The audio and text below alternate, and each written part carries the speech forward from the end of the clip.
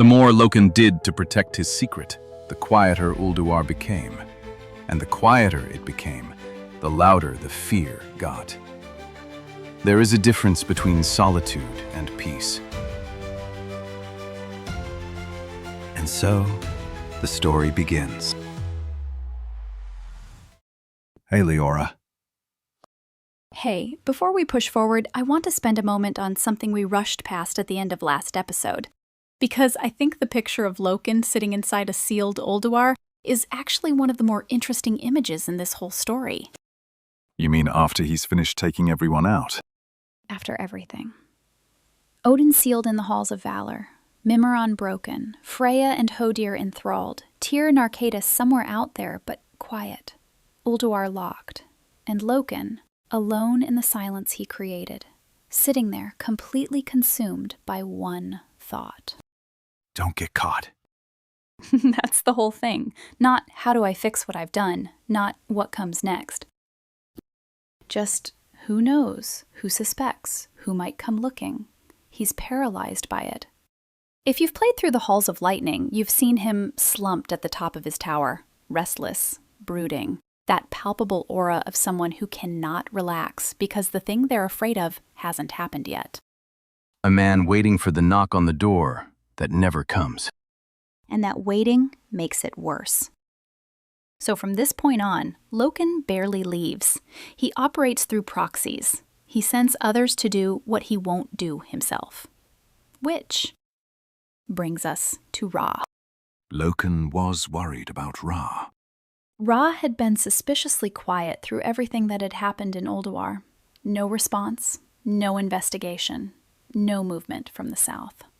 Loken couldn't figure out why, so he dispatched a group of his agents to Uldum to see what they could find. And what did they find? No Ra. Gone. The locals, the Mogu, the Tolvir, the Anubisaths, told the agents that the Highkeeper had simply vanished one day. Nobody knew where. And Loken's agents left having learned very little. Except, they did accidentally leave something behind. The curse of flesh.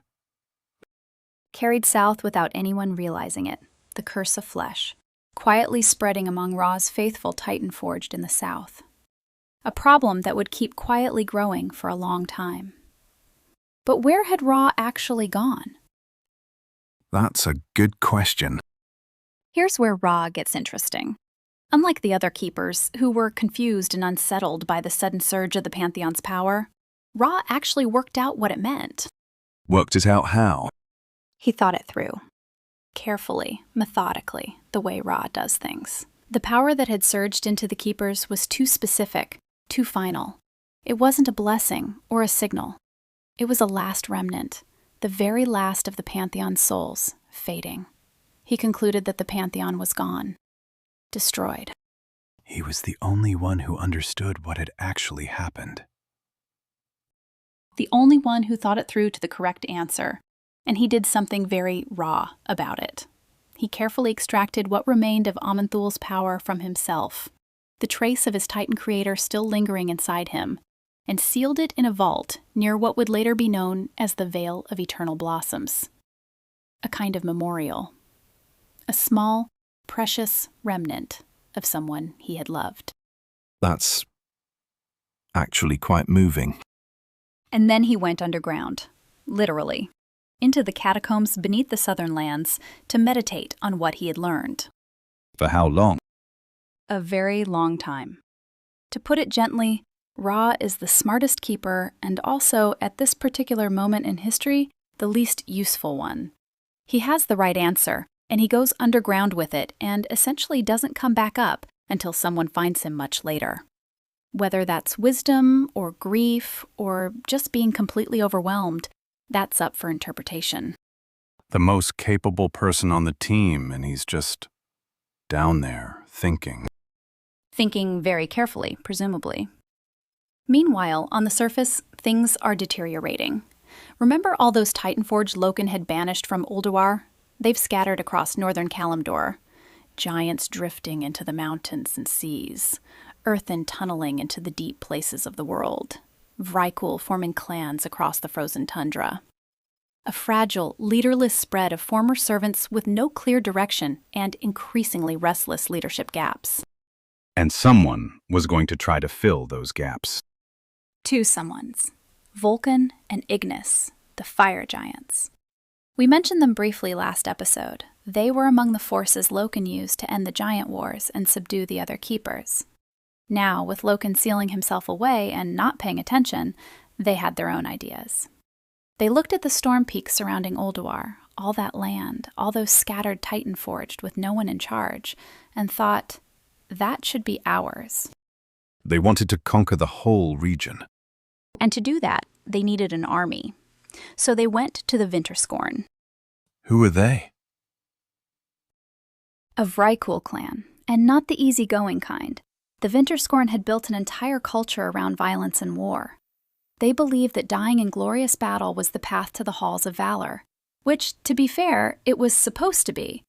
Except the halls of valor were currently sealed shut, and no one had told them. They were extremely aggressive, extremely motivated, and Vulcan and Ignis took control of them by force, outfitted them with enchanted armor and weapons designed specifically to shatter the iron and stone skin of other Titan forged, and pointed them at everyone else. An army purpose-built for fighting Titan forged. Very targeted engineering. Except, right as this army was ready to march, the Vinterscorn started showing symptoms. Their metallic skin turning brittle, weakening. The curse of flesh working its way through the Vrykul. Right at the worst possible moment. The universe's timing in this story is impeccable. The fire giants, undeterred, adapted. If the Vrykul were compromised, they'd supplement them. They went back to forges and started producing iron constructs and molten golems, machines of war that didn't have flesh to curse. And then they launched their first attack against the Earthen. The underground ones, the ones who carved mountains. Good-natured, not built for warfare, completely unprepared for what hit them. The Vinterscorn army tore through their underground lairs, entire caverns wiped out. The survivors who made it out fled, and eventually found their way to Tyr, Arcadis, and Irnaya.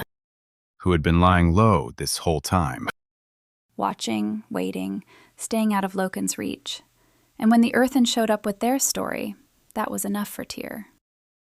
He went straight to the Earthen's cavernous home with them, fought alongside them in skirmishes against the Vinterscorn. Arcadis and Irnaya built up defenses. Gradually, they pushed the Vinterscorn back. First round to Tyr.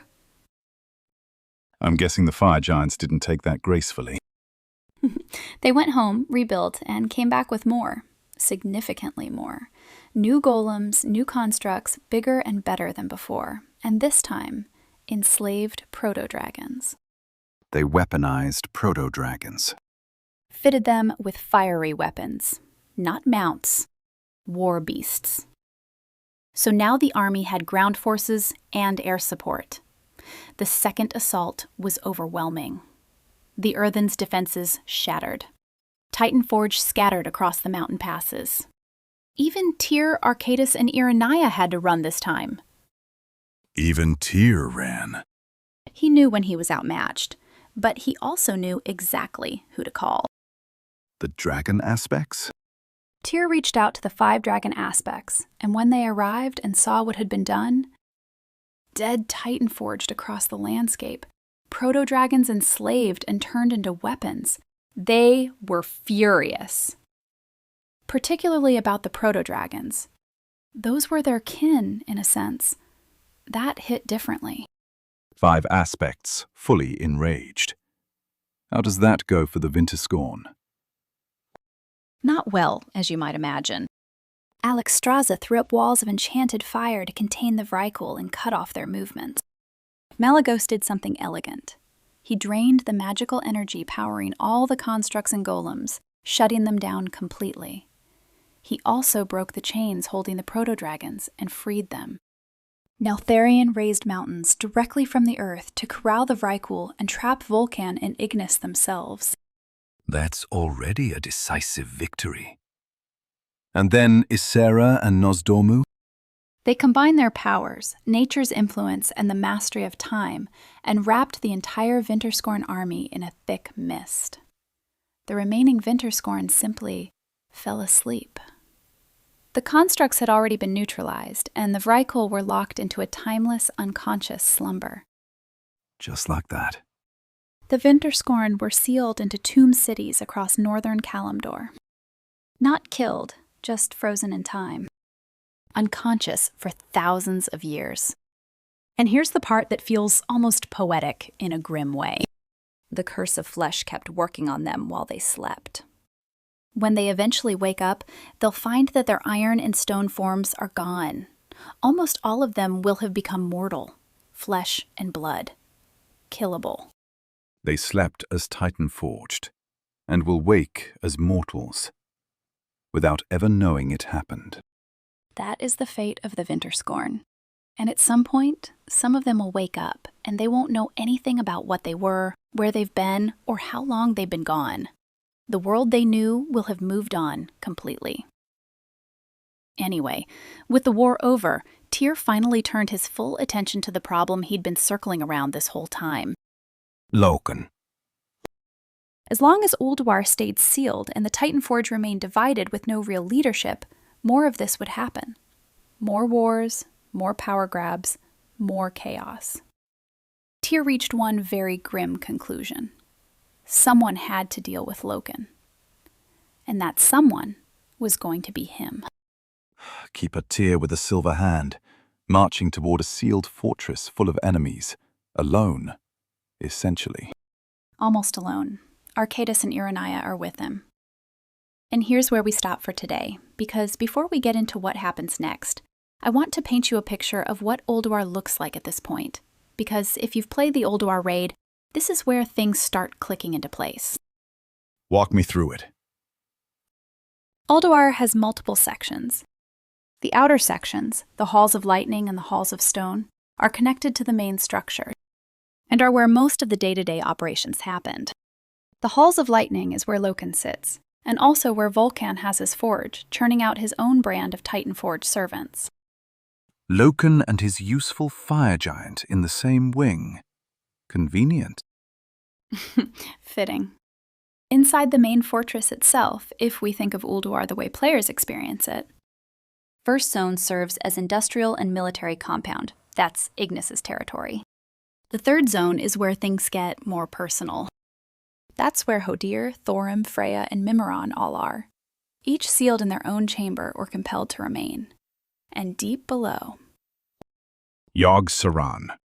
The core secret of Ulduar's construction purpose. But one section I want you to think about. You skipped one. What's in the second section? An archive. And inside that archive, something we have very good reason to think was kept there will turn out to be one of the most consequential objects in Azeroth's history. We'll talk about it in full next episode, because it deserves its own time. But I'll say this much. Loken helped build it. And by the time we're done talking about it, you'll understand exactly why that fact has such a particular kind of irony. And that is the question for this week. Actually, it might be more of a puzzle. You've heard us mention the discs of Norgannon before, back when the Pantheon was leaving Azeroth. Loken and Mimiron built them together, designed to record Azeroth's history as it unfolded. We said at the time that there was a painful irony in Loken building the historical record of a whole world. If you're starting to piece together what that irony might be, hold on to that thought. We'll confirm it next time. If you enjoyed this one, subscribe so you don't miss what comes next. If you're learning English, or if some Warcraft terms felt confusing, tap the video link in the top right. Our vocabulary episode explains useful English expressions from today's story, along with the Warcraft terms we mentioned. See you next time. See ya.